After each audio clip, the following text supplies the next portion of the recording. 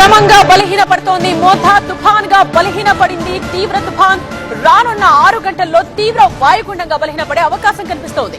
ఇవాళ ఏపీలో విస్తారంగా తేలికపాటి నుండి ఒక మోస్తరు వర్షాలు కురిసే అవకాశం ఉంది. శ్రీకాకుళం, విజయనగరం, మన్యం, అల్లూరి, కోస్తాంధ్రలో ఈదురుగాలులు వీచే అవకాశం ఉంది. ఇక ప్రజలు అప్రమత్తంగా ఉండాలని ఏపీ విపత్తుల నిర్వహణ సంస్థ ప్రకటించింది.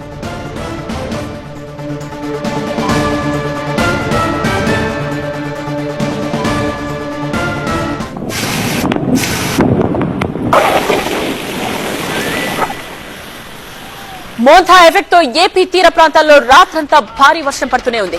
వేలాది మందికి పునరావాస శిబిరాల్లోని ఆహారాన్ని పంపిణీ చేశారు.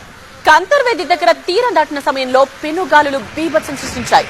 రాష్ట్ర వ్యాప్తంగా వేల ఎకరాల్లో పంటలు దెబ్బతిన్నాయి. 400 మండలాలపై ప్రభావం చూపించింది రాకాసి తుఫాన్. 19 జిల్లాల్లో వేగంగా విద్యుత్ పునరుద్ధరణ పనులు జరిగాయి. 28,000 సర్వీసులు దెబ్బతింటే ఇప్పటికే 21,000 పునరుద్ధరణ జరిగిపోయింది.